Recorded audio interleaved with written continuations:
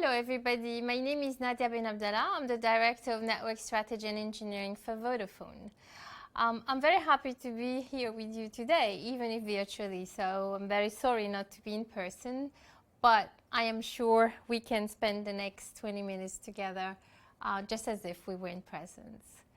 Now, I want to introduce Vodafone before I start talking about the argument that I have chosen for you today. So Vodafone is a global company. We have 34,000 employees, more than 400 connected devices, greater than 140 million NGM homes connected, and we are present in 21 countries. So I would say a globally scaled operator. Now, like in many other companies, we do have a technology strategy that is a guiding light, a fil rouge for all of us in order to establish the strategy. A strategy that, as I said before, will be a global one. So our ambition is to make sure that customers recognize univocally the strategy of Vodafone moving from one market to the other. In particular, the technology strategy, which we call for the next 5 years, takes 2025, does have all the arguments that regard the various facets of our network. In particular, today, I would like to concentrate on 5G and what does 5G mean for us, how we plan to implement it, and what it enables in our society today and in the future, but also what it enables for each individual. One thing that I wanted to call your attention to, apart from 5G, is the fact that our strategy encompasses also operating model that will actually enable this strategy. And this, I think, is unusual, but also the culture that will actually make sure that we can fulfill on the promises that we have made to the company and to our customers in our Tech 2025 strategy. Moving forward, naturally, I am very proud of the fact that we have been the first to launch 5G in many of our markets, and I want to cite here a few of them. But in particular, we are present in 243 5G cities in Europe. I would say quite a successful endeavor. And this has allowed us to actually continue to deliver on our promise to the end customer to always bring quality and innovation first, many times in the market, in order to either be best or co-best with our competitor. Now, I don't want to go into the details of each of them, but naturally, when I talk about our position in the market, I'm referring to internationally renowned company, independent company, making these tests. Now, 5G is for us, of course, the evolution of our existing 4G. But in particular, when we talk about 5G, for us, it's very important to build 5G right, because 5G needs to bring enhancement in terms of perceived quality from the customer's perspective, but also enhancement in terms of enablement of new capabilities. And in particular, looking at the most important assets that we have in the network, which is our spectrum, we need to make a best use of those assets to make sure that we are successful in delivering on that promise. Naturally, the low band will deliver our coverage nationwide, will allow us to actually penetrate into the houses, and so will allow us to have absolutely seamless connectivity. But with the limited spectrum available, naturally, it will not provide the top speed and the capacity that is required to scale. The mid-band complements our low band and is a good balance between coverage and capacity. It will be useful to complement our metropolitan coverage, but also extends to our suburban areas.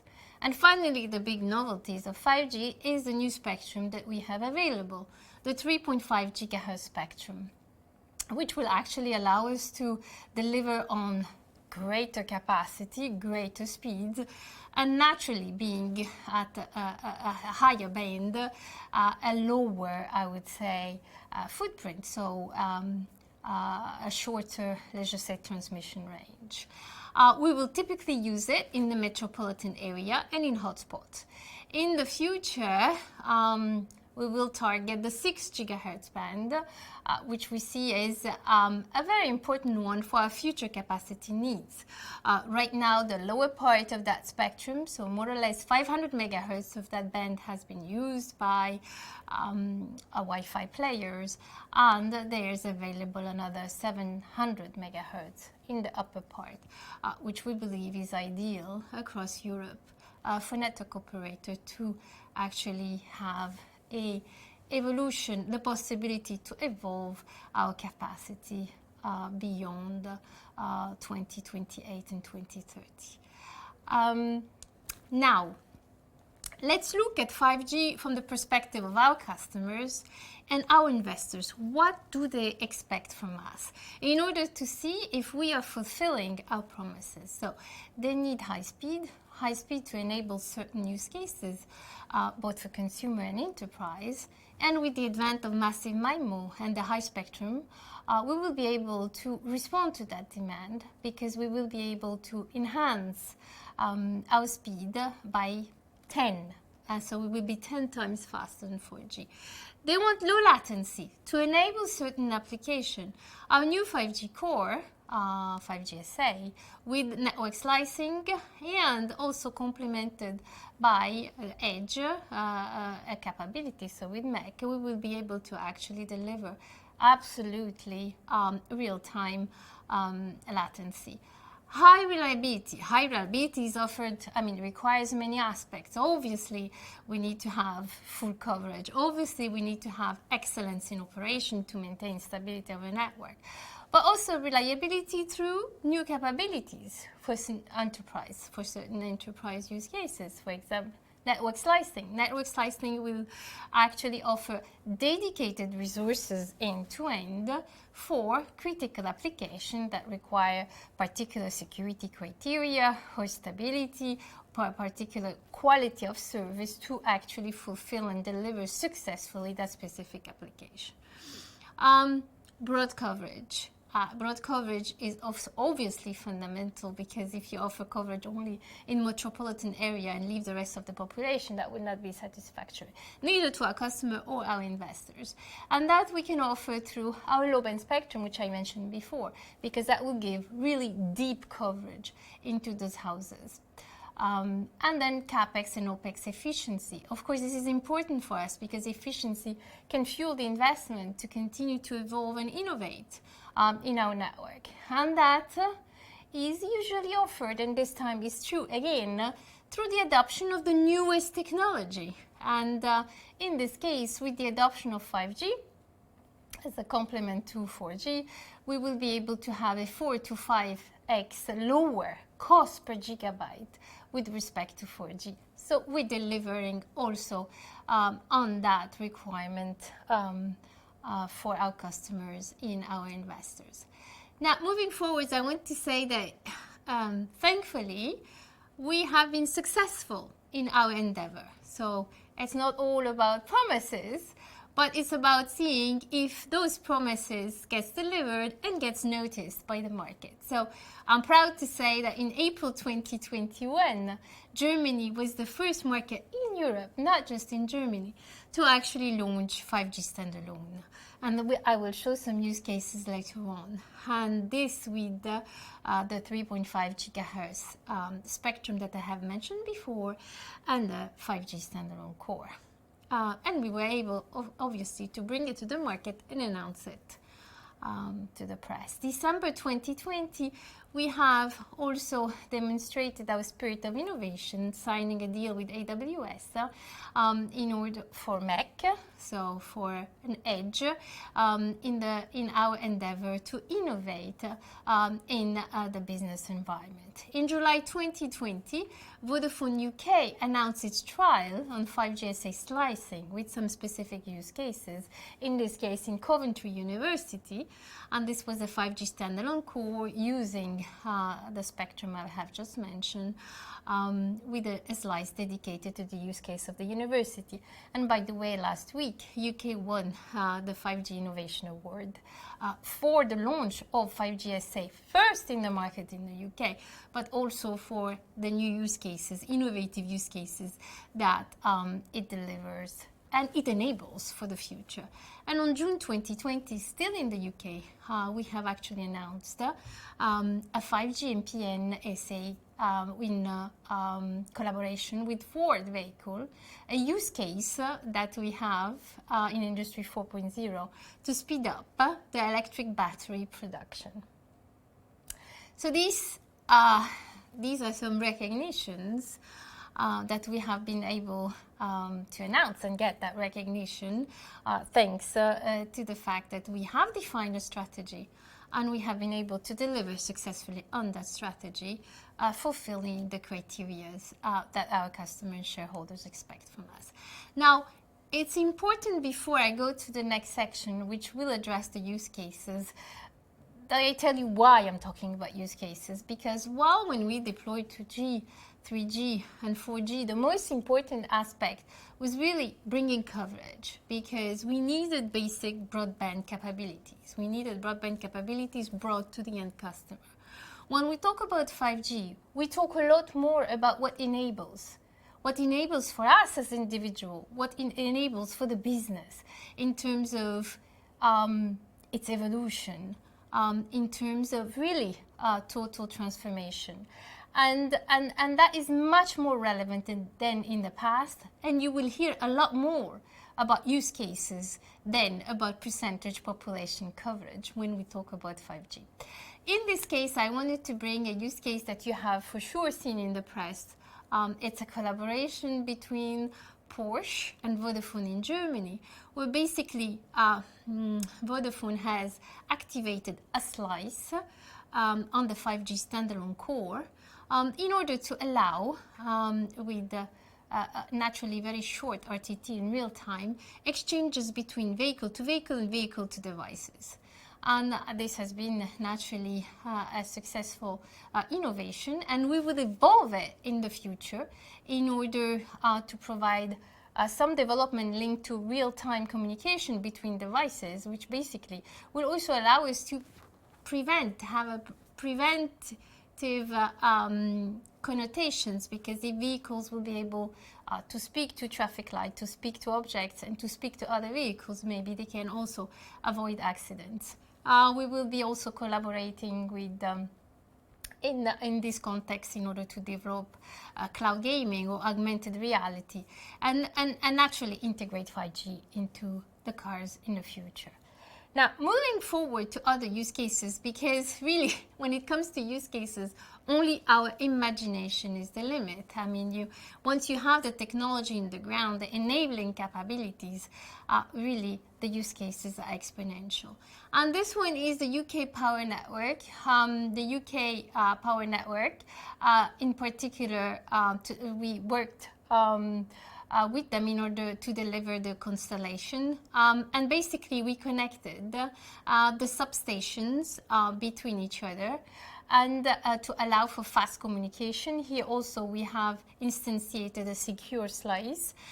This should allow to be more efficient in the future to deliver on the carbon footprint promise and to leave some space for more clean energy, to have more electrical car connected in the future. And we're looking at this in terms of evolution to have a more flexible and dynamic response to the changes into the electricity network or future demand. And we will be, of course, also working on smart energy grid with real-time capability in order to respond automatically to those changes. Now, moving forward to other use cases, I can mention another one in Spain, and this one is in the context of the project sponsored by the Ministry of Economic Affairs in Spain. And here, working with the refinery, Cepsa, we have activated 5G, an IoT solution on 5G for various use cases: remote connectivity, monitoring of vehicles, wearable devices on employees, tracking pump vibrations, monitoring to see if there are some particular changes. So looking at a number of Industry 4.0 activity to optimize the production process and to have a better control of the refinery.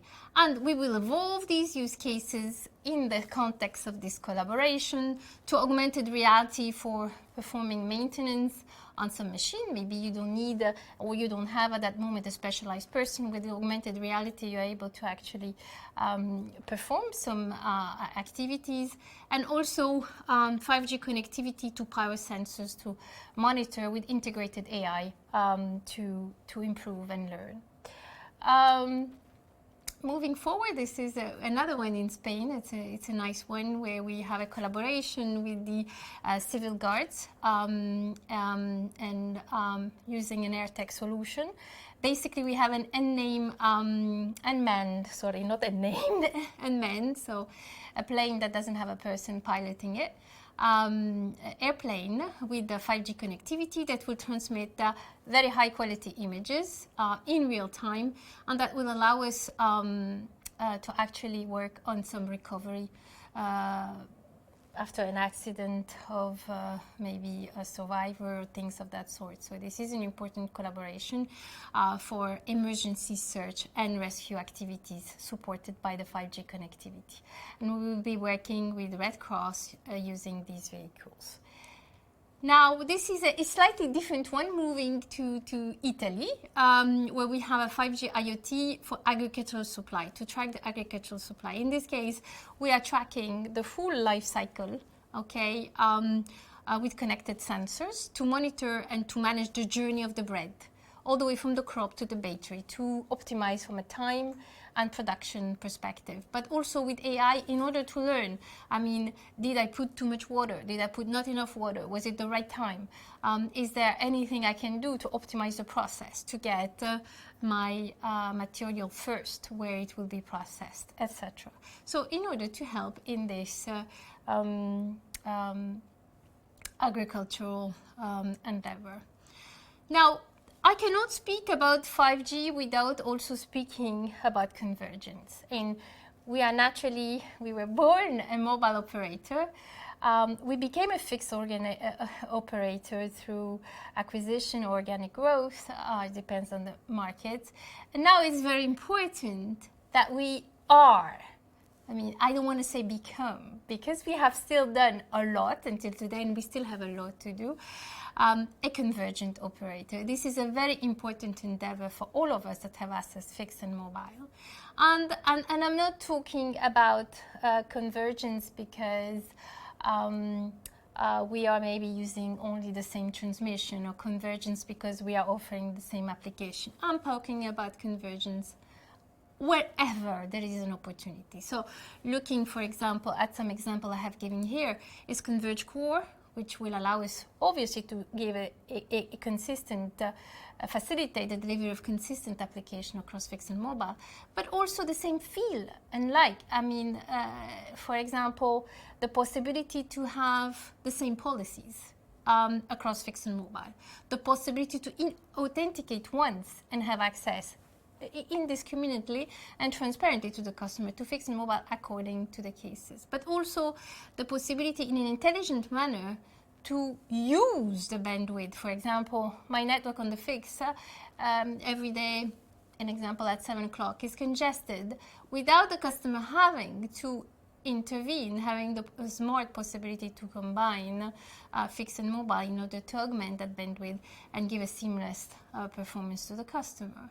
Obviously, Converge Mac, the possibility to have to share processing power, or let's not forget the complementarity of 5G FWA with respect to wireline, where it makes sense because it's difficult to bring to the end customer the fixed line, at least in the immediate time. So looking at convergence from all perspectives in order to give the customer really a seamless experience across fixed and mobile and give the best of both and make sure that the customer doesn't even realize there's a network behind the content or the application that they are consuming. Now, I want to summarize for you the most important aspect that qualify for us the strategy for 5G. So 5G is at the heart of our Tech 2025 strategy. It's a very important component. Obviously, it's not the only one, but this is a very important evolution, an important enabler that doesn't stop just at 5G. It's an important enabler for everything else it will allow us to deliver. It is a reality today, and we are expanding it. And we do believe it's important to build 5G right, to make use of all the spectrum that we have available. Obviously, building 5G right is a longer story than just a spectrum, but I concentrated here on making sure that we do have a best use of what I consider to be the most precious asset that we have as mobile operator.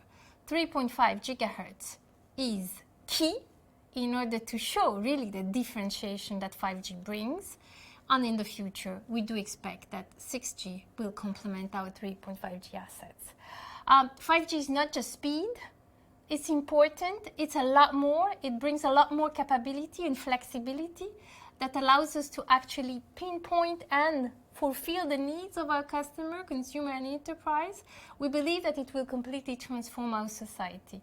And very often, I need to remind my audience, customers, that an aspect that is very important of 5G is latency. Latency maybe can be even, for many, many use cases, more important than speed. So capitalizing on the full capabilities of 5G will bring, is bringing now, and we continue to evolve and bring more capability in the future.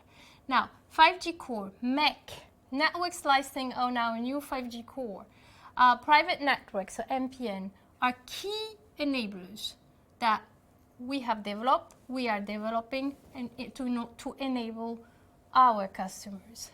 Vodafone naturally doesn't work alone. It works with partners, and together we are developing 5G use cases, innovative 5G use cases that we will continue to communicate across Europe, and that we believe and hope will really bring the positive changes and the positive improvements that we expect in our society. And finally, convergence. Convergence is important, it's increasingly important, in particular as we evolve our network and have multiple fixed technology, multiple mobile technology, and being able to keep convergence at the heart of that strategy.